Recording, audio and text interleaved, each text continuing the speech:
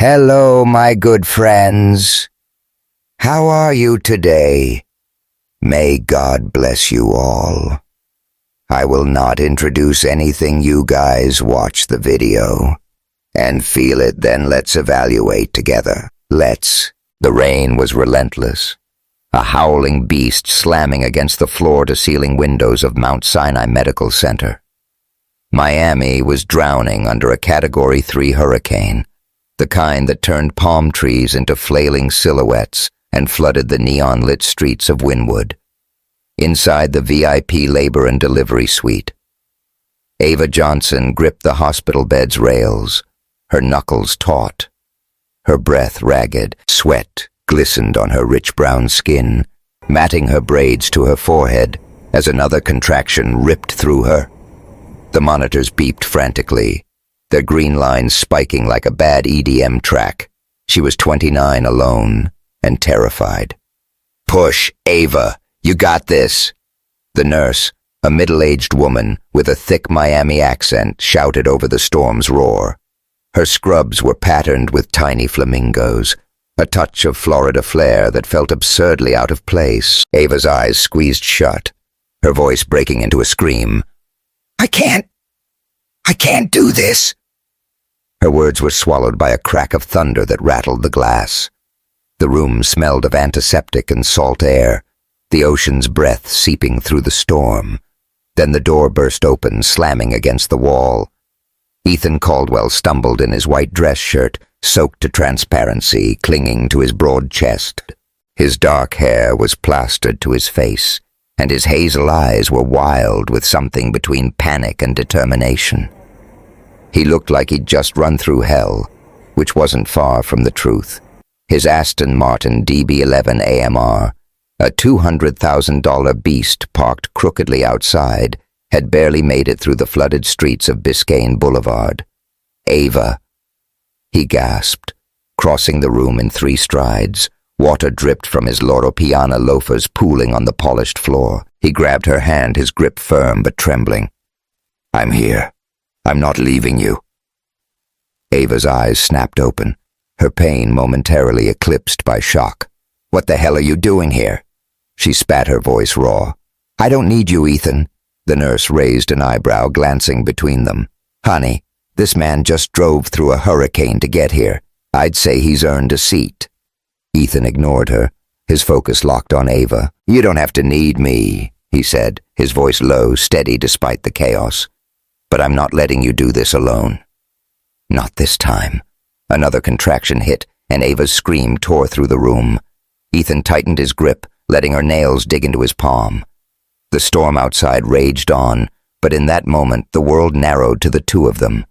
Her pain, his resolve, and the tiny life fighting to be born. 9 months earlier, Ava had been a different woman, not this trembling, sweat-soaked version of herself, but a fierce, ambitious designer with dreams bigger than the Miami skyline. She'd stood in the Miami design district, surrounded by sleek storefronts like Gucci and Prada, pitching her Afrocentric fashion line to a room of stone-faced investors. Her designs, bold kente prints, flowing dashiki-inspired gowns, were her heart on a hanger, but the investors saw niche and risky. They passed, leaving her with a polite handshake and a sinking stomach. That night, she'd ended up at Fontainebleau, Miami Beach, the kind of place where billionaires sipped Dom Perignon by the infinity pool, and the air smelled like money. The Blow Bar, with its neon pink glow and velvet green chairs, was a magnet for Miami's elite. Ava didn't belong there, not really. But she'd slipped into a Zuhair Murad dress. She'd customized herself, sequins catching the light like stardust on her deep brown skin. She'd wanted to feel alive, to drown her failure in something stronger than her usual Starbucks latte. That's where she saw him. Ethan Caldwell leaning against the bar, his Patek Philippe Nautilus glinting under the chandelier. His white Loro Piana shirt was unbuttoned just enough to hint at the muscle beneath, and his smirk was the kind that could sell sand in the Sahara. He was drinking Hennessy Paradis from a Baccarat crystal tumbler, each sip probably costing more than Ava's rent. Their eyes met, and the room seemed to tilt. He crossed the bar, all confidence and quiet swagger, and slid onto the stool beside her. "You look like you're carrying the weight of the world in that dress," he said, his voice smooth as the jazz playing in the background. Ava arched a brow, swirling her cocktail. "And you look like you're trying to buy it. What's your deal?" "Mr. Fancy Watch." He laughed, a low, warm sound that sent a shiver down her spine. "Just a guy who knows a star when he sees one." "I'm Ethan." "You?" "Ava," she said, hesitant but intrigued. "And I'm not a star, just a designer trying not to go broke." They talked for hours, the bar fading into a blur of neon and laughter. Ethan told her about his real estate empire, the skyscrapers he owned in Brickell, Miami's glittering financial district. Ava shared her dream of a fashion line that celebrated her African heritage, not diluted for mass appeal. They were strangers, but the connection was electric, like a spark in a city built on flash. The hospital room snapped Ava back to the present. Her contractions were coming faster now, each one a tidal wave of pain. Ethan was still there, his hand a lifeline, his face etched with worry. She wanted to hate him for that night, for leaving her alone for the mess her life had become. But his presence was too solid, too real. Why now, she gasped between breaths. "You didn't care. 9 months ago." Ethan's jaw tightened, but his eyes stayed soft. "I didn't know. Ava, I swear I looked for you." "I went back to the Fontainebleau, asked the bartenders, checked the damn security footage. You were gone, bullshit," she snapped. But another contraction cut her off, stealing her breath. She gripped his hand harder, her nails leaving crescents in his skin. The nurse adjusted the monitor, her flamingo scrubs, a surreal contrast to the storm's chaos. "All right, Mama, you're almost there. One big push." Ava's mind flashed back to that night at the Fontainebleau. After the bar, they'd stumbled into Ethan's oceanfront suite, a 1,500-square-foot palace with a balcony overlooking the Atlantic. The room was a study in excess marble floors, a fret linen bed, a Bang & Olufsen sound system playing soft R&B. The air smelled of sea salt and Ethan's cologne, something crisp and expensive, like cedar and bergamot. They'd barely made it through the door before they were on each other, a collision of need and recklessness. Ava's hands tore at his shirt buttons, scattering like coins. Ethan lifted her onto a black walnut table, her dress sliding to the floor in a whisper of silk. His lips traced her neck, her collarbone, each kiss a spark that set her skin ablaze. The neon lights of South Beach streamed through the glass, painting their bodies in shades of pink and blue. It was raw, urgent, a moment where the world didn't exist beyond their tangled limbs and ragged breaths. When Ava woke, the bed was empty, a Cartier love bracelet, its gold gleaming like a taunt, sat on the nightstand with a note. "Thanks for an unforgettable night." She'd felt cheap, used like a transaction sealed with jewelry. She'd left the bracelet behind, hailing an Uber, black and vowing to forget him. "Push." "Ava." The nurse's voice yanked her back. The storm outside was a symphony of destruction, but Ava was fighting her own battle. She bore down every muscle, screaming, her heart pounding like a bass line at a Miami club. Ethan leaned closer, his forehead nearly touching hers. "You're stronger than this storm," he whispered. "You're stronger than me. You got this." Something in his voice broke through her walls just for a moment. She pushed a primal roar tearing from her throat. The room seemed to hold its breath, the monitor's beeps syncing with the thunder. Then a cry, small, sharp, miraculous. The nurse lifted a tiny, wriggling baby, her skin a perfect blend of Ava's deep brown and something softer new. "It's a girl." The nurse beamed, wrapping the baby in a soft Burberry blanket. "Healthy as can be."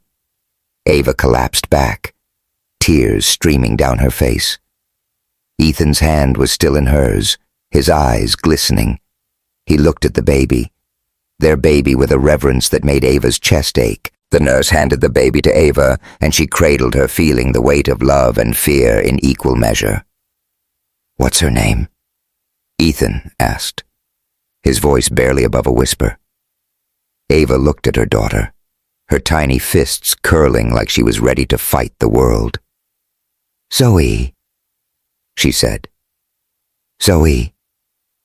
"Marie." Ethan smiled, a real one, not the polished smirk she'd seen at the bar. "Zoe, it's perfect." The nurse stepped back, giving them space. "Y'all got a beautiful family starting here," she said, then glanced at Ethan. "You better not mess this up, Hurricane Boy." Ava almost laughed, but the weight of the moment held her still. She looked at Ethan, his shirt still dripping, his face raw with emotion. She didn't trust him, not yet, but he was here in the eye of the storm when no one else was. Outside, the hurricane was calming, the rain softening to a patter. In the hospital's waiting room, Talia Brooks, Ava's best friend, was sprawled across a leather chair, her phone in hand. Her box braids were piled into a messy bun, and her off-white sneakers tapped the floor impatiently. She'd been live tweeting the drama, her 50K Instagram followers eating it up. "Yo, my girl, Ava's out here birthing a baby in a damn hurricane," she muttered, typing furiously. "And some mystery dude shows up like he's in a rom-com, hashtag Miami life." Talia had been with Ava through it all. The failed pitches, the heartbreak, the pregnancy tests in a Coconut Grove CVS. She was the one who'd laughed when Ava told her about the Cartier bracelet, saying, "Girl, you left a $20,000 tip. You're wild." But she was also the one who'd held Ava when she cried when the world felt too heavy. Back in the delivery room, Ava's mind drifted to the months since that night. She'd built a life without Ethan, piecing together her dreams in a tiny studio in Wynwood, where the walls were covered in sketches and Kent fabric swatches. She'd faced the stares at Piedmont Park, prenatal classes, the whispers at Saks Fifth Avenue, where she worked part-time. She was a black woman, pregnant and single in a city that loved to judge, but she wasn't alone. Talia was her rock, her sister Nia, her cheerleader, even if their mom Marla fretted over stability. And now, here was Ethan, the man she'd sworn to forget, looking at Zoe like she was the only thing that mattered. "Who are you, really?" Ava asked, her voice hoarse. "And don't give me that real estate mogul crap." Ethan exhaled, running a hand through his wet hair. "I'm a guy who messed up," he said. "I didn't know about Zoe, but I should have tried harder to find you. I'm here now. Ava, for her, for you, if you'll let me." She didn't answer, not yet. The road ahead was long, and trust was a currency she didn't spend lightly. But as Zoe's tiny hand curled around her finger, Ava felt a flicker of something, hope, maybe, or the start of something new. The storm had passed, leaving Miami glistening under a tentative sun.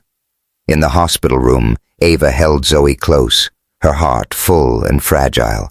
Ethan sat beside her, silent but present, his Patek Philippe ticking softly in the quiet. This was their beginning, messy and raw, born in the chaos of a hurricane. But beginnings, Ava knew, were rarely perfect. They were just the first step. "Hey y'all, how's that for a Miami drama kickoff? Can you feel the heat between Ava and Ethan, or are you Team Talia stealing the show with her Instagram game? Drop a comment and let us know what you think. Where are you watching from, Miami, New York? Somewhere across the globe? Hit that like button, smash subscribe, and ring the bell so you don't miss what's coming next. Will Ava give Ethan a chance, or is this just the start of the storm? Stay tuned for more. The Blow Bar at Fontainebleau, Miami Beach, was a fever dream of excess. Neon pink lights pulsed against the black marble bar, casting a glow that made everyone look like they belonged on a yacht or a magazine cover. Velvet green chairs lined the counter, their plush cushions sinking under the weight of Miami's elite models in Balmain dresses. Crypto bros, flashing Rolex submariners and influencers, snapping selfies with $200 bottles of Dom Perignon. The air was thick with the scent of oud cologne sea salt from the nearby Atlantic and the faint sweetness of lychee martinis. A DJ spun Drake's passion fruit in the corner, the bass line vibrating through the crystal chandeliers overhead. Ava Johnson didn't belong here. Not really. At 29, she was a hustler, a designer with big dreams and a bank account that laughed at them. But tonight she'd needed an escape. Hours earlier, she'd stood in a sleek conference room in the Miami Design District, pitching her Afrocentric fashion line to a panel of investors who looked like they'd rather be golfing. Her designs, vibrant kente prints, tailored dashiki gowns, head wraps that screamed royalty were her soul stitched into fabric. But the investors in their pressed suits and skeptical frowns called them too niche. They'd passed, leaving her with a handshake and a pit in her stomach. So here she was, perched on a bar stool, her Zuhair Murad dress hugging her curves like a second skin.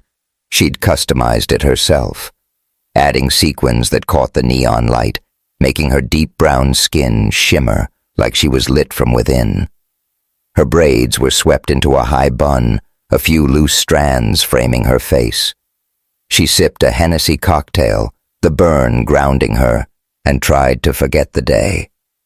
That's when she saw him. Ethan Caldwell leaned against the bar, his presence commanding without trying.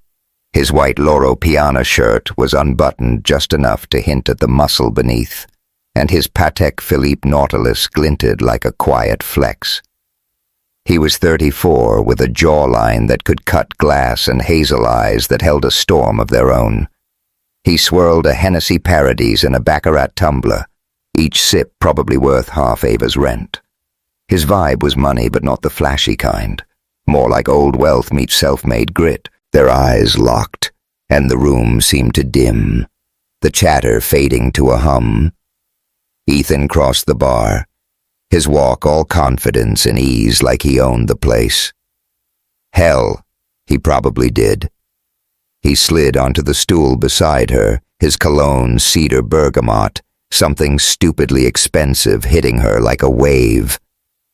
"You look like you're carrying the weight of the world in that dress," he said, his voice low, smooth as the jazz riff floating through the air. Ava arched a brow, swirling her drink. "And you look like you're trying to buy it. What's your deal?" "Mr. Fancy Watch." He laughed, a warm, rumbling sound that made her stomach flip. "Just a guy who knows a star when he sees one." "I'm Ethan. You, Ava," she said, hesitant but intrigued. "And I'm not a star, just a designer trying not to go broke in this city." They fell into conversation like they'd known each other for years. Ethan talked about his real estate empire, the glass towers he owned in Brickell, Miami's financial heart. He'd built Caldwell properties from nothing. A kid from a rough neighborhood turned millionaire CEO Ava opened up about her fashion line, her dream to put African heritage on runways, not just in museums. She told him about the investor's rejection, her voice catching on the word niche. Niche. Ethan scoffed, leaning closer. "That's code for, we're too scared to bet on something real." "Your designs sound like art, Ava." "Art doesn't need permission." She smirked, sipping her drink. "Easy for you to say, penthouse guy. You probably don't know what no sounds like." "Oh, I know it," he said, his eyes darkening for a split second. "I just don't let it stop me." The bar blurred around them, the hours slipping away in a haze of laughter and shared secrets. Ava felt alive, seen in a way she hadn't in months. Ethan's charm was dangerous, but his sincerity, raw, unguarded, kept her hooked. When he suggested they take the conversation upstairs, she didn't hesitate. Maybe it was the Hennessy, maybe it was the way his hand brushed hers, but she said yes. The oceanfront suite at Fontainebleau was a world unto itself. At 1,500 square feet, it was bigger than Ava's apartment, with floor-to-ceiling windows framing the Atlantic's inky expanse. The marble floors gleamed under recessed lighting, and a fret linen bed dominated the room, its 1,000 thread-count sheets whispering luxury. A Bang & Olufsen sound system played SZA's Snooze, the sultry beat filling the air. A bottle of Veuve Clicquot sat chilling in a silver bucket, condensation dripping like tiny diamonds. They barely made it through the door. Ava's hands were on Ethan's shirt, tearing at the buttons, scattering them like coins across the marble. He lifted her onto a black walnut table, its surface cool against her thighs as her dress slid to the floor in a shimmer of sequins. His lips found her neck, tracing a path that sent sparks down her spine. Her fingers dug into his shoulders, nails leaving faint marks on his skin. "God, Ava," he murmured against her collarbone, his voice rough with want. "You're unreal." She pulled him closer, her breath hitching, less talking, more doing. The neon lights of South Beach streamed through the glass, painting their bodies in shades of pink and blue. His hands roamed her curves, reverent but urgent, like he was memorizing every inch. She arched into him, her braids spilling loose, the world dissolving into heat and rhythm. It was raw, reckless, a collision of need and escape. The table creaked under their weight, the Veuve Clicquot bottle wobbling precariously. They moved to the bed, sinking into the fret sheets, their bodies a tangle of sweat and desire, until the night blurred into oblivion. Ava woke to sunlight streaming through the suite's windows, the ocean sparkling like a promise. The bed was empty. Ethan sighed. Cold on the nightstand sat a Cartier love bracelet, its gold gleaming under the morning light, and a note in sharp, slanted handwriting. "Thanks for an unforgettable night, E." No phone number, no last name, just a $20,000 piece of jewelry and a brush off. Her stomach twisted, a mix of anger and shame. She'd felt something real last night, or at least she'd thought so. But this was a transaction, a rich guy's way of saying thanks and goodbye. She dressed quickly, her sequined gown looking out of place in the harsh daylight. The bracelet stayed on the nightstand. She wasn't about to be bought. She called an Uber Black, the driver's reggaeton playlist blaring as she left Fontainebleau behind, vowing to forget Ethan. "Girl, you did what Talia Brooks screeched later that day, sprawled across Ava's couch in her Wynwood studio. The space was a chaotic shrine to her dreams. Sketches pinned to the walls, bolts of kente fabric stacked in corners, a sewing machine humming in the background. Talia, in a supreme crop top and ripped jeans, was scrolling through Instagram, her 50K followers probably waiting for her next post. "I didn't mean for it to happen." Ava groaned, burying her face in a throw pillow. It was just a moment. A stupid, Hennessy-fueled moment. Talia cackled, tossing her phone aside. "A moment. You hooked up with a guy who probably owns half of Brickell and left his $20,000 bracelet behind Ava. You're out here living a Cardi B music video. It's not funny."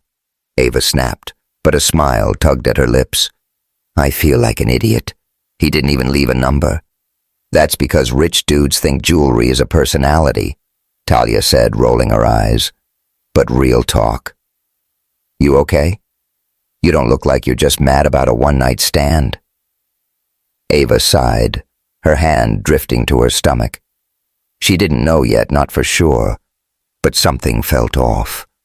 She'd been nauseous for days, her body betraying her with signs she couldn't ignore. "I'll be fine," she lied. "Just need to focus on my designs." 2 months later, Ava stood in a Coconut Grove CVS, clutching a pregnancy test like it was a live grenade. The fluorescent lights buzzed overhead, and the cashier's bored stare felt like judgment. She'd taken the test in the cramped studio bathroom, the kind with peeling paint and a sink that always dripped. 2 pink lines stared back at her, bold and unforgiving. "No," she whispered, shaking her head as if denial could rewrite biology. "This can't be happening." But it was.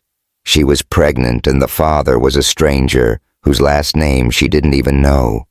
She sank to the floor, the linoleum cold against her jeans, and let the tears come. Her life was already a tightrope, bills piling up, investors ghosting her, her mom's constant lectures about stability. Now this, she called Talia, her voice trembling. I'm pregnant. There was a long pause. Then Talia's voice softer than usual. Okay, babe. We got this. You're not alone. But Ava felt alone, staring at the test in her hand. She thought of Ethan, his hazel eyes, his easy laugh, the way he'd made her feel like she could conquer the world. And then he'd left her just another Miami night to him. She didn't know how to find him, didn't even want to. This was her mess now, her baby, her fight. The blow bar was a distant memory, but its consequences were etched into Ava's life. She spent the next weeks in a blur, working shifts at Saks Fifth Avenue and Bal Harbor. Shops where the air smelled of Chanel, No 5 and Judgment customers eyed her growing belly, their whispers cutting deeper than any rejection letter. Her mom Marla invited her to Green Street Cafe in Coconut Grove, her face tight with worry. Ava, you can't do this alone, Marla said, stirring her iced tea. What about Malik? He's back in town, you know. Stable, successful mom. Stop!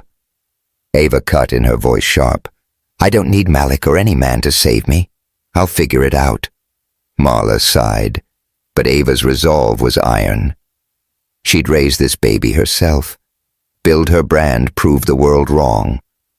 But late at night in her Wynwood studio, she'd touch her belly and whisper to the life inside her. I'm scared, little one, but I promise I've got you. Back at the bar that night had ended with a different kind of promise.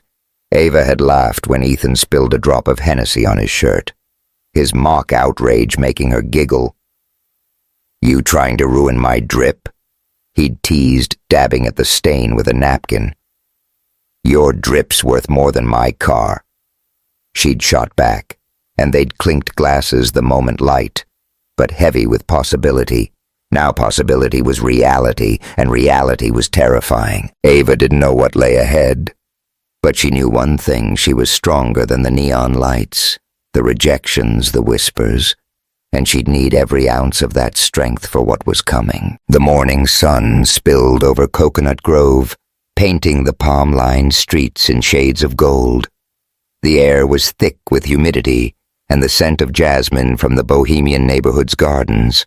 Ava Johnson stood outside Panther Coffee, a trendy cafe with exposed brick walls and a chalkboard menu advertising $8 oat milk lattes. Her reflection in the window showed a woman's stretched, thin braids pulled into a messy ponytail, eyes shadowed from sleepless nights, and a barely-there baby bump hidden under a loose ASOS maternity top.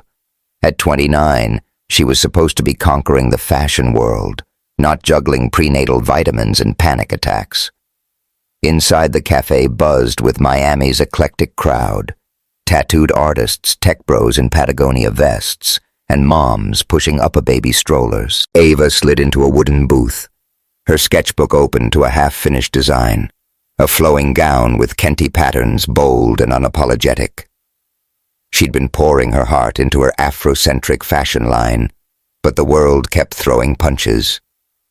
2 months ago, she'd stared at a pregnancy test in her Wynwood studio, those 2 pink lines rewriting her future. The father, Ethan Caldwell, a one-night stand who'd vanished into Miami's neon haze, leaving nothing but a Cartier love bracelet and a note that burned like an insult. Ava sipped her decaf latte, the taste bitter on her tongue. She was broke, pregnant and alone, and the weight of it all was crushing. Her phone buzzed with a text from Talia Brooks, her best friend and self-proclaimed Instagram journalist with 50K followers. Talia, yo, you, at Panther yet got tea to spill. Also you eating for 2, or what? Ava smirked, typing back. Here, and I'm eating for 1.5. Thank you. Talia burst through the door minutes later, her box braids swinging her off-white sneakers squeaking on the hardwood floor.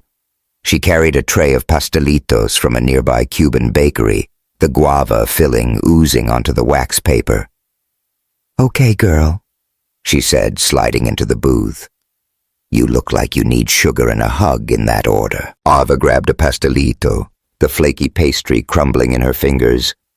"I need a miracle. Tea." My bank account's screaming. My designs aren't selling, and my mom's on my case about stability. Like I planned this. She gestured vaguely at her belly. Talia leaned back, her gold hoop earrings catching the light. "Marla's just worried, Ava. You know how moms are. But real talk, you're out here creating art while growing a whole human. That's superhero shit." Ava snorted, but her smile faded. "It doesn't feel like it. I'm working shifts at Saks Fifth Avenue just to pay rent. Saks Tea in Bal Harbor. Shops where every customer looks at me like I'm the help. Bal Harbor was. Miami's Temple of Excess, a marble-clad mall where Chanel bags and Rolex watches were casual. Tuesday purchases. Ava's part-time job there was a lifeline, but it came with a cost. Last week, a woman in a Prada sundress had eyed her growing belly and muttered, "Shouldn't you be at home?" The words stung a reminder that being a pregnant black woman in Miami's glossy world invited judgment. She'd wanted to snap back, but she'd swallowed it, ringing up the woman's $3,000 handbag with a forced smile. Talia's face softened. "Those bougie types don't get it. You're Ava freaking Johnson. You're gonna make it, baby and all. Speaking of which..." She leaned forward, her voice dropping to a conspiratorial whisper. "Guess who's back in town?" Ava's stomach twisted. "Who?" "Malik Carter," Talia said, grinning like she'd just dropped the juiciest gossip. "Your fine-ass ex, the photographer. He's shooting a campaign in Miami and asking about you. Word is he's got a gig lined up for Paris Fashion Week." "Paris girl." Ava's heart skipped, but not in a good way. Malik was her past, a talented, charming man who'd broken her heart 2 years ago when he chose his career over their relationship. They'd met at a Wynwood Walls art event, bonding over their love for bold aesthetics. He'd promised forever, then ghosted her for a job in New York. Now he was back, and Ava wasn't sure she could handle it. "I don't need Malik," she said, her voice firm but shaky. "I don't need anyone." Talia raised an eyebrow. Keep telling yourself that, but a Paris gig could put your designs on the map. Just saying." Ava stared at her sketchbook, the kente gown staring back. Paris was a dream, but dreams didn't pay bills or raise babies. She pushed the thought aside, focusing on the pastelito. "Let's change the subject. You got any tea that doesn't involve my ex?" Talia laughed, launching into a story about a disastrous date at Koyo Taco. But Ava's mind drifted.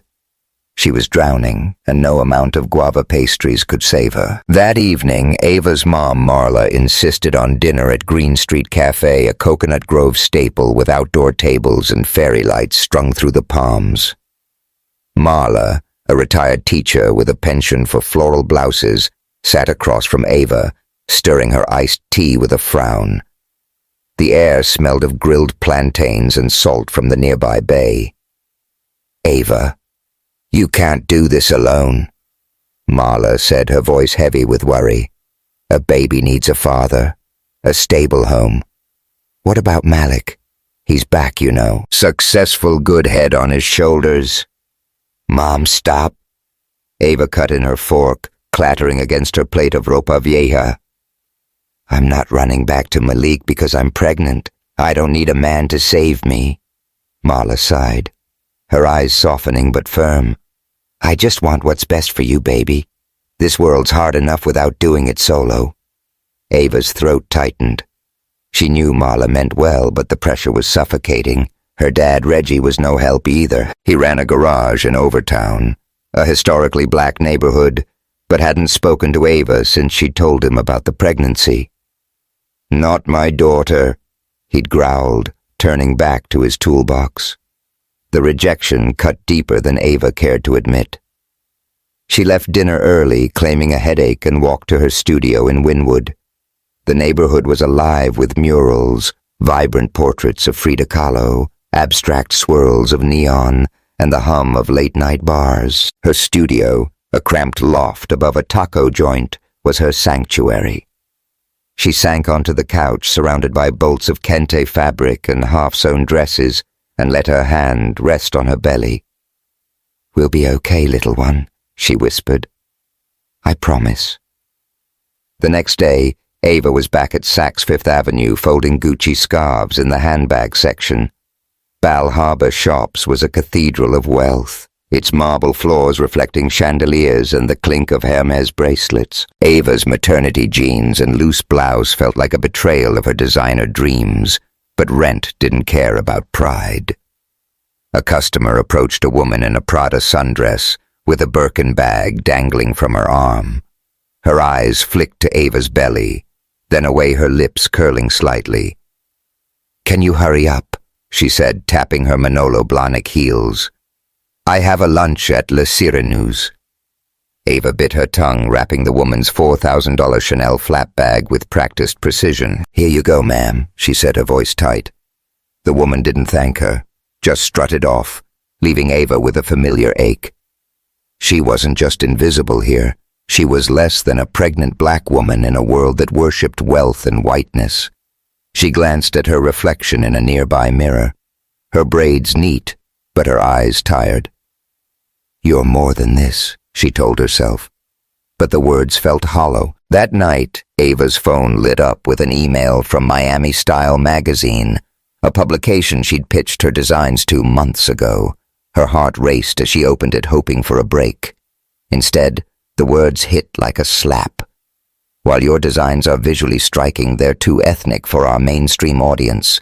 We suggest exploring more universal themes." Ava's breath caught her vision blurring with tears. Too ethnic. Her heritage, her art, her identity reduced to a marketing problem. She sank to the floor of her studio, the email glowing on her phone like a taunt. The kente fabric around her felt like a weight, not a crown. She cried the kind of sobs that shook her whole body, her dreams crumbling under the word no. Talia found her an hour later, curled up on the couch. "Oh, babe," Talia said, dropping to her knees and pulling Ava into a hug. "Those magazine clowns don't know art from a knockoff. You're a queen, Ava. Don't let them dim your shine." Ava wiped her eyes, her voice broken. "What if they're right, T? What if I'm not enough? You're enough for that baby," Talia said fiercely. "And you're enough for you. Screw the haters."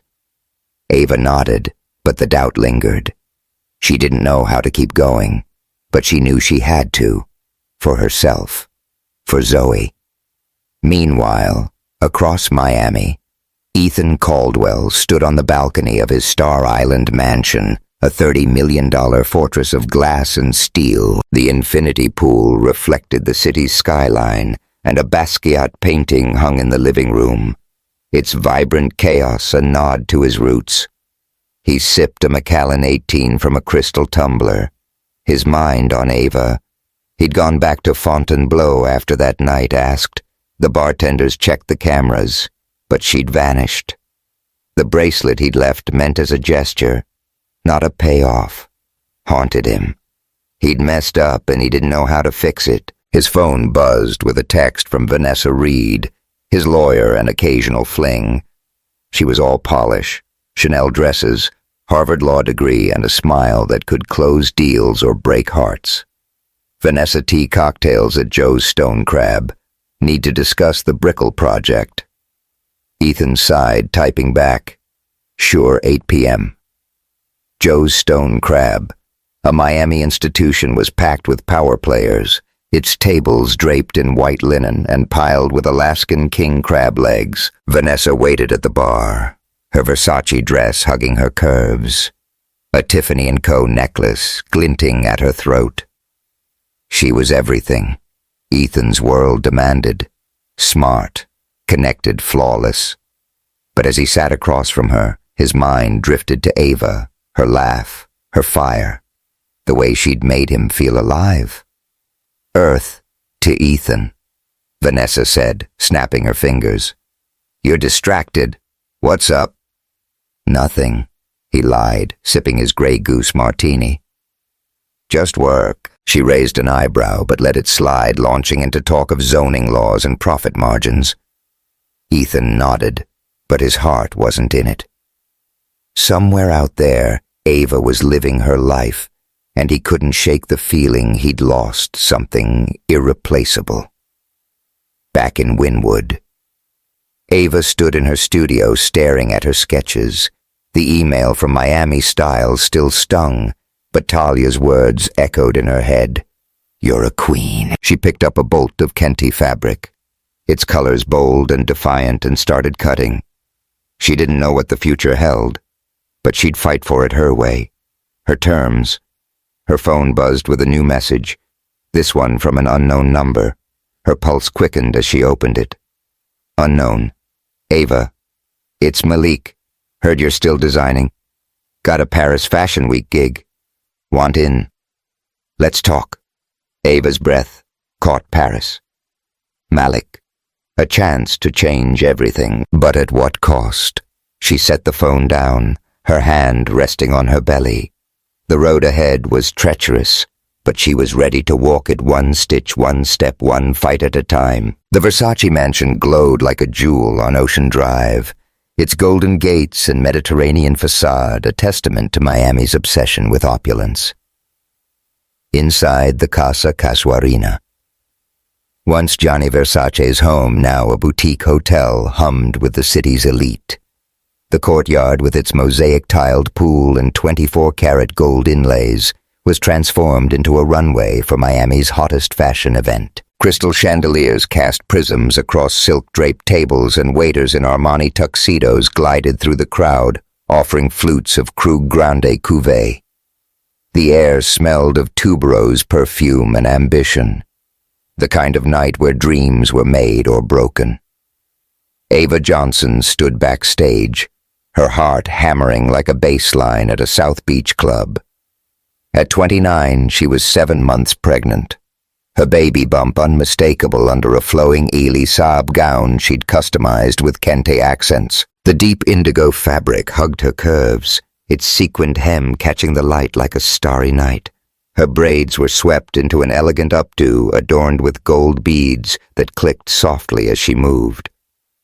Tonight was her shot, a chance to showcase her Afrocentric designs to Miami's fashion insiders. Thanks to a last-minute slot, Talia had pulled strings to secure girl. You're about to slay, Talia, whispered, adjusting Ava's hem. Her friend was a vision in a Balenciaga mini-dress, her box braids piled high, her phone already snapping backstage selfies for her 50K Instagram followers. This crowd's gonna eat up your designs, and if they don't, I'll start a riot. Ava managed a shaky laugh, her hands smoothing her gown. No riots. I just need one buyer. One. You'll get more than that, Talia said, her eyes fierce.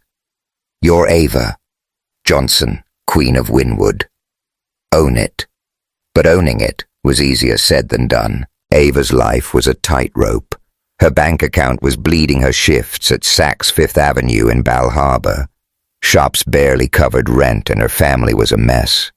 Her mom, Marla, kept pushing her toward Malik Carter, her ex who'd recently texted about a Paris Fashion Week gig.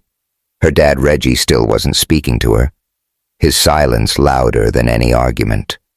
And then there was the baby Zoe kicking, like she already had plans to take over Miami. Ava was strong, but she was tired, and tonight felt like her last stand. The music shifted, a sultry remix of SZA's Good Days, signaling the show's start. Ava peeked through the curtain, her breath catching at the crowd. Fashion editors in Prada, influencers in Dior, and investors with Rolex watches glinted under the chandeliers. Then her eyes landed on him, Ethan Caldwell. He stood near the runway, his Brioni suit tailored to perfection, the navy fabric accentuating his broad shoulders. His Patek Philippe Nautilus caught the light, and his hazel eyes scanned the room with a quiet intensity. Beside him was Vanessa Reed, his lawyer, and occasional fling, her Chanel gown shimmering like liquid gold. Vanessa's hand rested lightly on Ethan's arm, her Tiffany & Co. necklace, a subtle flex. They looked like Miami royalty, untouchable in their world of glass towers and private jets. Ava's stomach flipped a mix of anger and something she refused to name. Ethan. The man who'd left her with a $20,000 bracelet and a baby she hadn't planned. She hadn't seen him since that night at Fontainebleau, Miami Beach, and she'd sworn she never would. Yet here he was in her moment, like fate had a sick sense of humor. "Ava, you're up the stage," manager hissed, snapping her back. She took a deep breath, stepping onto the runway as her first model strutted out. The crowd hushed, eyes locked on the vibrant kente gown, its bold patterns a defiance of the minimalist trends dominating fashion. Whispers rippled through the audience, and Ava's heart soared. For a moment, she felt unstoppable. Then Ethan's gaze met hers, and the world tilted. His eyes widened, flicking to her belly, then back to her face. Shock, guilt, and something softer flashed across his features. Ava tore her eyes away, focusing on her models, but her pulse raced. Not now, she told herself. Not him. After the show, the courtyard buzzed with champagne toasts and deal-making. Ava mingled her smile, practiced but strained, fielding compliments from editors and dodging questions about her inspiration. Talia was working the room, hyping Ava's designs on Instagram with hashtags like #WinwoodQueen and #Afrocentric Slay. But Ava's mind was on Ethan, who'd disappeared into the crowd. She was sipping a mocktail by the mosaic pool when he found her. "Ava," he said, his voice low urgent. He'd ditched Vanessa, his suit jacket now slung over one shoulder, his shirt sleeves rolled up to reveal corded forearms. "Can we talk?" Ava's grip tightened on her glass. "Talk? You had your chance 9 months ago." "Ethan, you left me with a bracelet and a note, like I was some hookup you could pay off." His jaw clenched, but his eyes were soft, pleading. "I didn't know about the baby. Ava, I swear." "I went back to Fontainebleau, asked around, checked the cameras. You were gone and I didn't have your last name. I messed up, but I'm here now." "Here for what?" She snapped, her voice rising. "To play hero." "I don't need you." "You don't," he agreed, stepping closer. "But your kid. Our kid deserves a father. Let me make this right." Ava's breath hitched, her hand instinctively resting on her belly. Zoe kicked, as if sensing the tension. Before she could respond, Vanessa appeared, her smile sharp as a blade. "Ethan, darling, the investors are waiting," she said, her eyes flicking to Ava's bump with barely concealed disdain. "Is this a friend?" Ava bristled, but Ethan's voice was cold. "Vanessa, give us a minute." Vanessa's smile didn't waver, but her eyes narrowed. "Of course," she purred, gliding off her Manolo Blahnik heels, clicking on the tiles. Ava turned back to Ethan, her voice low. "I don't trust you, Ethan, and I don't need your money or your guilt." "Stay out of my life." She walked away, her gown swishing, but his words echoed in her head. "Our kid." She didn't want to believe him, but a part of her small traitoress wondered if he meant it. The next day, Ava met Ethan at Komodo, a Brickell hotspot with red lanterns, teak tables and a menu boasting $200 Peking duck. He'd texted her begging for a chance to explain, and she'd agreed, if only to shut him up. The restaurant was packed with Miami's power crowd, the air thick with the scent of truffle oil and ambition. Ava wore a loose Zara maternity dress, feeling out of place among the Versace and Gucci around her. Ethan was waiting at a corner table, a Grey Goose martini in hand, He stood as she approached his Tom Ford shirt, unbuttoned at the collar. "Thanks for coming," he said, pulling out her chair. "Don't get used to it," Ava said, sitting. "You've got 10 minutes, he exhaled, running a hand through his hair. "I didn't leave that bracelet to buy you off Ava. It was stupid, but I thought it was, I don't know, romantic. I wanted to find you, but I didn't know how. When I saw you last night pregnant, He paused, his voice breaking. "I want to be there for you. For the baby." Ava's chest tightened, but she kept her guard up. "Words are cheap, Ethan. You live in a different world. Penthouses, private jets. I'm out here scraping by, dealing with customers who look at me like I'm nothing. You don't get what that's like. I want to," he said, leaning forward. "Let me help. Not with money, with you. With us." Before she could respond, her phone buzzed. A text from Malik. "Got a photo shoot lined up at Vizcaya tomorrow. Your designs. My lens. You in." Ava's heart raced. Vizcaya Museum and Gardens. A 16th century style Italian villa with marble fountains and manicured hedges was a dream location. Malik's offer was a lifeline, but it came with strings. His charm, his history, his expectations. She glanced at Ethan, his eyes searching hers, and felt trapped between two worlds. The next afternoon, Ava arrived at Vizcaya, her designs draped over a rack.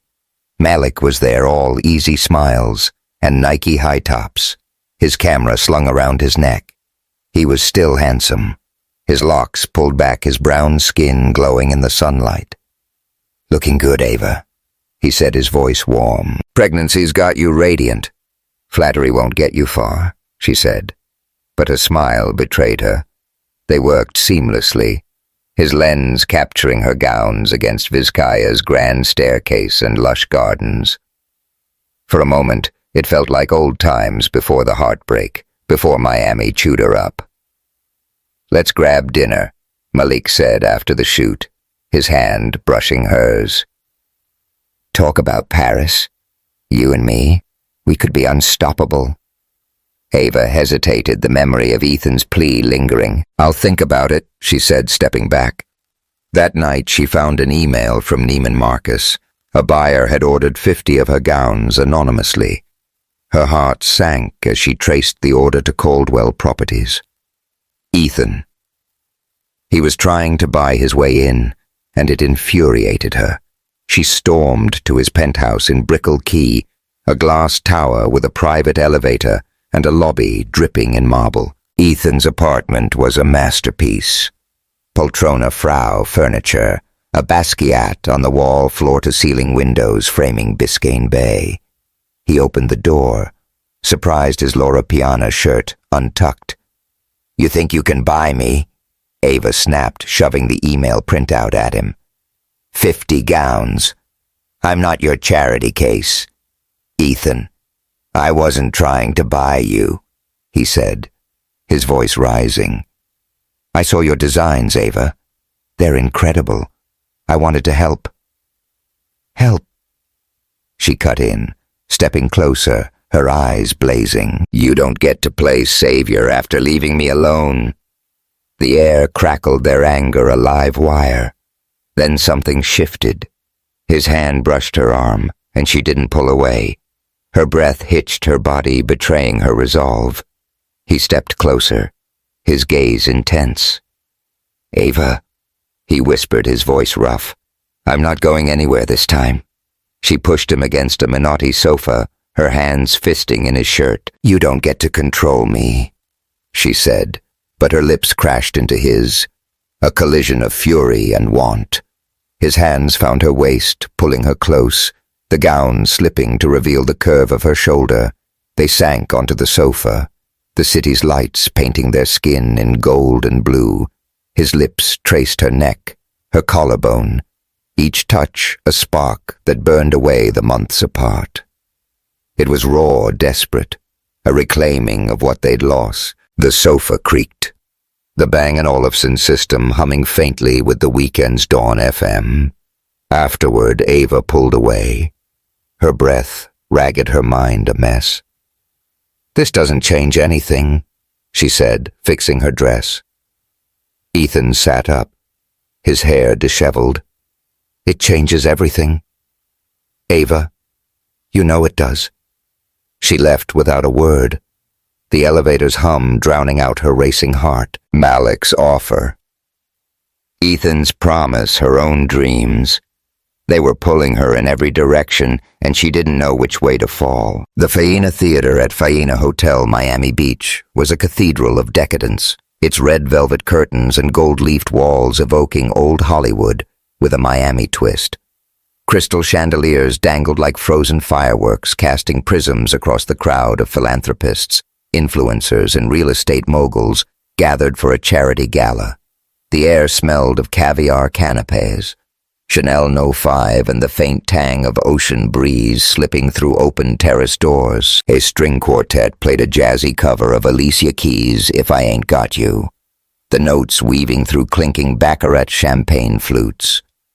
Ava Johnson stood near the terrace, her 7.5-month pregnant frame draped in a custom Elie Saab gown, its emerald silk flowing over her baby bump like a waterfall. Gold embroidery traced the hem, catching the light with every step, and her braids were twisted into an intricate crown adorned with tiny pearls. She was 29, exhausted and caught in a storm of her own making. Tonight was supposed to be a networking win. Her designs had gotten buzz after the Versace mansion show, and a Bergdorf Goodman buyer was rumored to be here, but her mind was elsewhere. Ethan Caldwell was across the room, his Brioni tuxedo tailored to perfection, a Patek Philippe Calatrava glinting on his wrist. He was 34, a real estate titan who owned half of Brickell, but his hazel eyes were locked on Ava, not the investors circling him like sharks. Their reunion at his Brickell Key penthouse last week had been a collision of anger and desire, a moment that left Ava reeling. She'd pushed him away. But his words, "I'm not going anywhere this time," echoed in her head, warring with Malik Carter's offer of a Paris Fashion Week gig. Malik, her ex, was another complication. His photo shoot at Vizcaya Museum and Gardens had been a success, her kente gowns glowing against the villa's marble fountains. He'd pushed for dinner for Paris for a second chance, and Ava was tempted not by love, but by the dream of a runway at Hotel Plaza Athénée. Paris could launch her brand, save her from the grind of Saks Fifth Avenue shifts, and the whispers that followed a pregnant black woman in Miami's glossy world. And then there was Vanessa Reed, Ethan's lawyer and ex-fling, gliding through the gala in a Versace gown that shimmered like molten silver. Her Tiffany & Co. earrings swayed as she leaned into Ethan, her smile sharp enough to cut glass. Vanessa had been circling Ava like a vulture since the Versace show, her polite jabs laced with venom. Ava didn't trust her, and tonight, she felt the weight of Vanessa's gaze like a spotlight. "Ava, you good," Talia Brooks whispered, sidling up with a mocktail in hand. Her friend was a vision in a Balenciaga jumpsuit, her box braids swept into a high ponytail, her phone already snapping candids for her 50K Instagram followers. "You look like you're about to either slay this gala or start a fight." Ava forced a smile, her hand resting on her belly. Zoe kicked a reminder of what was at stake. "I'm fine. T, just trying not to trip in these heels." Talia snorted. "Girl, you're serving looks and growing a human. You're untouchable." "But real talk. Ethan's staring at you like you're the only person in this room. What's the vibe?" Ava's eyes flicked to Ethan, who was shaking hands with an investor but stealing glances her way. "The vibe is complicated," she muttered. "He wants to play dad, but I don't know if I can trust him." And Malik Talia raised an eyebrow. "He's blowing up your phone with Paris dreams. You picking a team yet?" Ava sighed, sipping her mocktail. "I'm Team Zoe. That's all I know."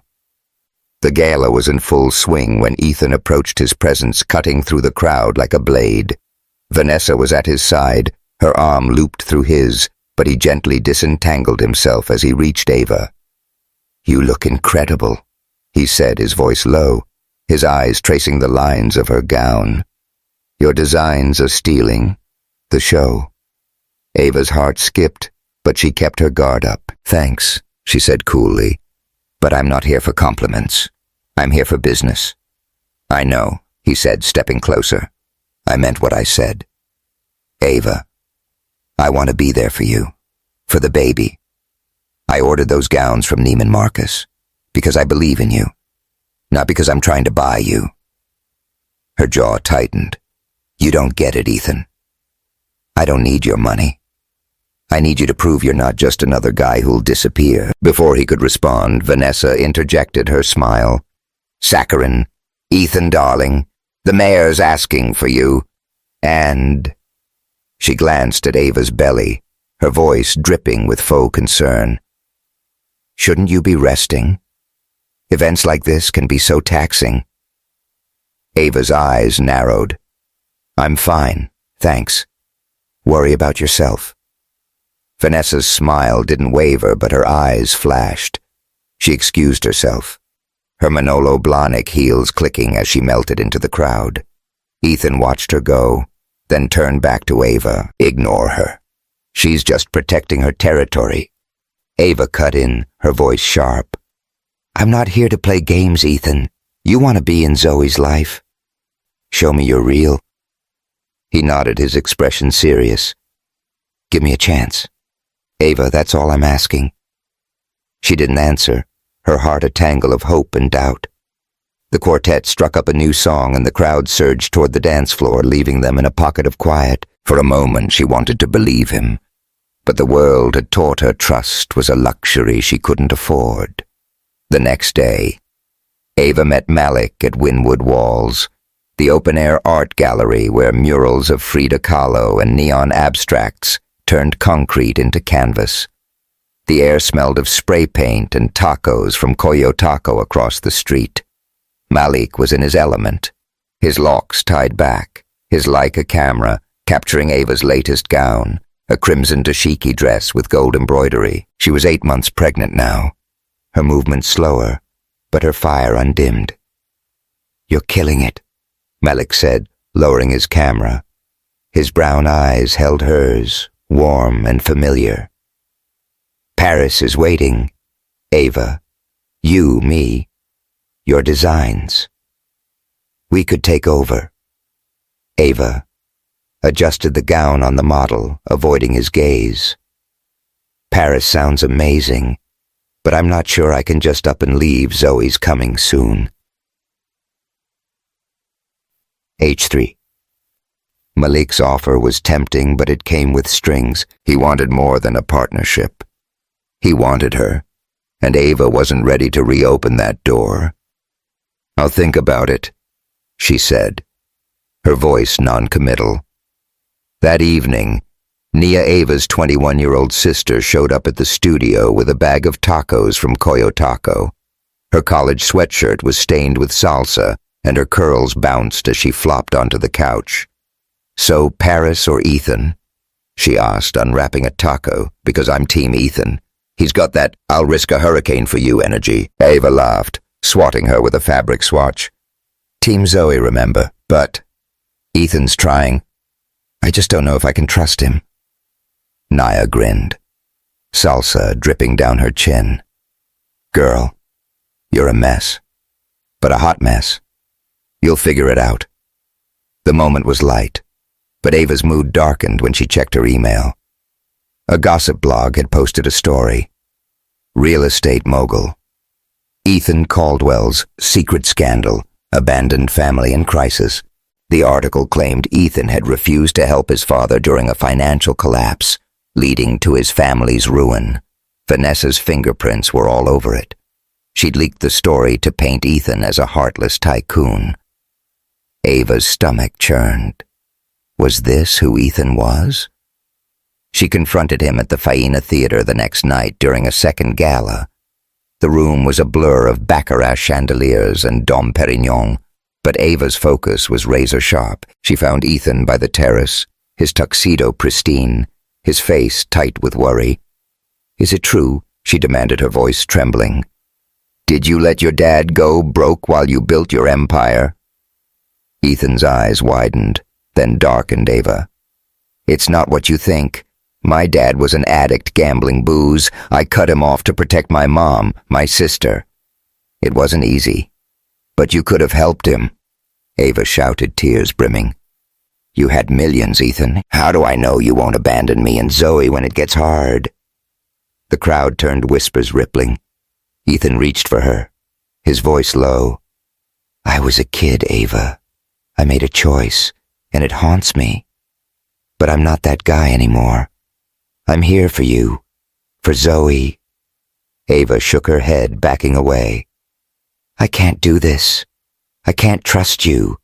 She turned her gown, sweeping the floor, and ran into the rain-soaked night. The Miami sky was weeping, drenching her silk dress, her tears mixing with the downpour. She stood on the sidewalk alone, her heart breaking under the weight of doubt. The rain had stopped, leaving Miami glistening under a tentative moon. Ava Johnson stood outside her Wynwood studio, the neon murals glowing like a fever dream around her. Her emerald Elisab gown was still damp from the downpour at the Faena Theater, clinging to her 8-month pregnant frame. Her braids, once a regal crown, hung loose, pearls scattered somewhere in the storm. She was 29, a designer, a soon-to-be mother, and a woman who'd just run from the man who might have been her future. Ethan Caldwell's words, "I'm here for you," for Zoe, rang in her ears. But so did the gossip blog's accusations. Ethan abandoned his family. Her heart was a battlefield, and she didn't know who to trust. Inside the studio was a mess of kente fabric sketches and half-sewn gowns, a reflection of her chaotic life. Ava sank onto the couch, her hands cradling her belly. Zoe kicked a fierce reminder of what mattered most. We don't need him, little one, she whispered, but the words felt hollow. She'd left Ethan at the gala, her tears mixing with the rain, convinced he was just another man who'd let her down. But the memory of his eyes, raw, pleading, gnawed at her. Her phone buzzed a text from Talia Brooks, her best friend and Instagram queen. Talia, girl. You okay? Saw you bolt from Faena, like you were in a rom-com. Call me Ava. Ignored it, too raw to talk. Another message followed this one from Malik Carter. Her ex, Paris, is still on the table. Ava, you and your designs belong on the world stage. Let's talk. She stared at the screen, tempted by the promise of Hotel Plaza, Athénée runways, but wary of Malik's intentions. He wanted more than her talent. He wanted her heart, and Ava wasn't sure she had one to give. A knock at the door startled her. She opened it to find Nia, her 21-year-old sister, holding a soggy bag of tacos from Coyo Taco. Nia's curls were frizzed from the humidity, her college hoodie stained with salsa. You look like you just survived a hurricane, Nia said, shoving the bag into Ava's hands. Tacos. Fix everything. Spill the tea. What happened at that fancy gala? Ava managed a weak smile, unwrapping a taco. I yelled at Ethan in front of half of Miami, then ran into the rain. Classic. Ava move. Nia cackled, flopping onto the couch. Okay, that's iconic, but why I thought he was stepping up. Ava sighed, the taco untouched. There's this article says he let his dad go broke while he built his empire. If he could do that to his family, how do I know he won't ditch me? And Zoe? Nia's face softened. You don't, but you won't know unless you hear him out. People mess up, Ava. Doesn't mean they can't change. Ava stared at her sister, surprised by the wisdom in her salsa-stained chaos. When did you get so smart? Blame college. Nia grinned, stealing a taco. Now eat. Zoe's probably starving. The next morning, Ava woke to an email that stopped her cold. It was from Perez Art Museum, Miami, PAMM, a sleek waterfront venue with marble floors and views of Biscayne Bay. They were offering her a slot to host a solo fashion show in 2 weeks, fully funded by an anonymous donor. The timing was insane. She was due any day, but the opportunity was a lifeline. Her designs could finally shine, maybe even catch the eye of Bergdorf Goodman. She called Talia, her voice trembling with hope. "T, you see this Pam email?" Ava said, pacing her studio. "Who's bankrolling this? It's too good to be true." Talia's laugh crackled through the phone. "Girl, I'd bet my AirPods it's Ethan. He's been low-key hyping your designs since the Versace mansion. Check your email again. There's gotta be a clue." Ava did, finding a second message buried in her inbox. "Ms. Johnson, the donor requests your input on the show's theme. Please contact Caldwell Properties for details." Her heart sank. Ethan, again. She wanted to be angry. He was still trying to help without asking, but a part of her was grateful. She needed this for Zoe, for herself. She drove to Caldwell Tower in Brickell, a 50-story glass monolith with a lobby of black marble and Murano chandeliers. Ethan's office was on the top floor, a minimalist shrine of Herman Miller chairs and a Basquiat painting. He stood by the window, his Tom Ford shirt unbuttoned at the collar, the Miami skyline glittering behind him. "Ava," he said, his voice soft but urgent. "I'm glad you came." She crossed her arms, her maternity dress swishing. "The Pam show you did this, didn't you?" He nodded. No hesitation. "I did. Your designs deserve it. Ava, I'm not trying to buy you. I'm trying to show you. I believe in you." Her throat tightened, but she pushed forward. "What about your dad, Ethan?" The article said, "You let him go broke. I need the truth." Ethan's jaw clenched, but his eyes were steady. "My dad was a gambler. Ava. He burned through our savings, my mom's jewelry, my college fund. When I started making money, he came begging. I gave him chances, paid off debts, got him into rehab, but he kept going back to the casinos. I cut him off to protect my mom and sister. It wasn't cold. It was survival." Ava's breath caught the weight of his words sinking in. "Why didn't you tell me I didn't want excuses?" he said, stepping closer. "I wanted you to see me for who I am now. I'm not perfect, but I'm here for you, for Zoe." She looked at him, really looked, and saw the man who'd driven through a hurricane, who'd stayed through her screams in the delivery room. Her walls cracked just a little. "Okay," she said finally. "Help me with the show. But no more secrets." He smiled, a real one, and for the first time Ava felt like they might be on the same side. The next 2 weeks were a whirlwind. Ava threw herself into the Pam show, sketching late into the night. Her studio, a riot of kente and silk. Talia handled PR, blasting the event on Instagram with hashtags like #WinwoodRunway and #Afrocentric-Glow. Nia helped with fittings, her chaotic energy, a welcome distraction. Even Marla, Ava's mom, showed up with homemade jerk chicken, her way of saying she was proud. But Malik wasn't done. He cornered Ava at Koyo Taco, the Wynwood dive bar packed with hipsters and neon signs. His locks were pulled back, his Leica camera slung around his neck. "Paris is your shot, Ava," he said, leaning across the sticky table. "You're too big for Miami. Come with me. We can make it work, you. Me, the baby." Ava's hand tightened on her soda. "Malik, you left me once. I'm not betting on you again." His face fell, but he nodded. "Fair, but the offer's open."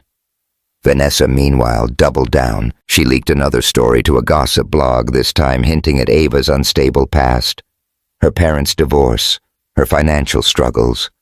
The article was vicious, painting Ava as a gold digger, chasing Ethan's millions. Ava read it at Green Street Cafe, her hands shaking, tears blurring the screen. Talia was livid, ready to clap back on Instagram. But Ava stopped her. "Let's focus on the show," she said, her voice steel. "They can talk, but I'll let my work shut them up. The night of the PM show arrived, and the museum was a vision. Its marble floors gleamed under LED lights, and floor-to-ceiling windows framed Biscayne Bay's twinkling waters. Ava's runway was lined with gold lanterns, her gowns displayed like art. Kente capes, dashiki jumpsuits, head wraps that screamed royalty. The crowd was electric. Vogue editors, Saks, Fifth Avenue, buyers and influencers snapping for TikTok. Ethan was there in a Zegna suit, his eyes never leaving Ava. The show was a triumph. Models strutted to Burna Boy's Yay, their movements fierce, the crowd erupting in applause.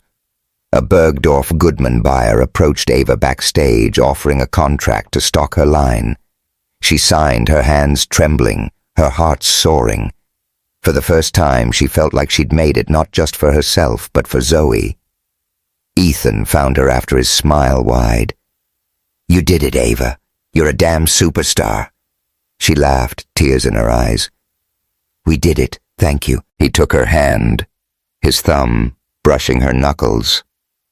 "I'm not just here for the wins. I'm here for all of it. The messy, the hard, the real.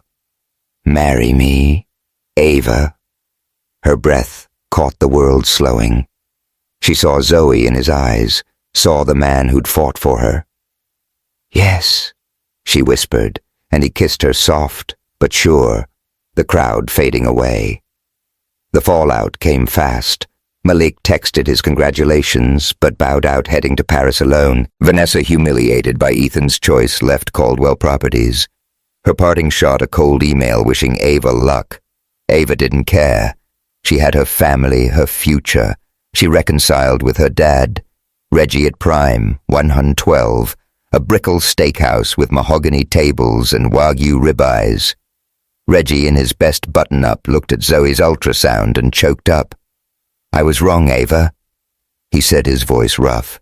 "You're my daughter and I'm proud." Marla came around too, hosting a baby shower at Green Street Cafe, her floral blouse bright as she gushed over Zoe's tiny onesies. "Ethan's a good man," she admitted. "I was wrong to push Malik." The wedding was at Biltmore Hotel, a Coral Gables landmark with a Roman-style pool and gardens lit by crystal fountains. Ava walked down the aisle in a Vera Wang gown, its pearl-encrusted train trailing like a dream. Ethan waited in a Tom Ford tux, his smile brighter than the Miami sun. Talia was maid of honor, her Balmain dress stealing gasps, while Nia and Greg, Ethan's friend, kept the crowd laughing with their banter. Zoe, born just weeks before, was the star cradled in Marla's arms. When she knocked over the cake, a towering Ladurée creation, Greg shouted, "That's Miami's next trendsetter," and the guests roared. Later, under the Biltmore's stars, Ava and Ethan danced to Frank Ocean's Moon River. She leaned into him, her head on his chest. "Why me?" she asked, her voice soft. "You could have had anyone." He kissed her forehead. "Because you're Ava, you're Fireheart everything. You and Zoe, you're my home." Ava smiled, her eyes closing. It wasn't a fairy tale, but it was theirs. Messy, real, and worth every fight. Lessons learned. Ava's journey taught her that love isn't perfect. It's a choice, forged in trust and forgiveness. She learned to value herself not as a reflection of others' judgments, but as a woman who could create fight and love fiercely. Ethan found purpose beyond wealth, choosing family over empire. Together they showed that the hardest roads lead to the truest homes. Hey y'all, what a ride. Did Ava and Ethan's love story give you all the feels? Or are you still laughing at Zoe's cake-smashing debut? Drop a comment with your favorite moment. Team Talia's Instagram flex or Nia's taco chaos. Were you watching from Miami, LA, or somewhere across the globe? Smash that like button, hit subscribe, and ring the bell for more drama, romance, and Miami heat. Thanks for joining us. See you in the next story.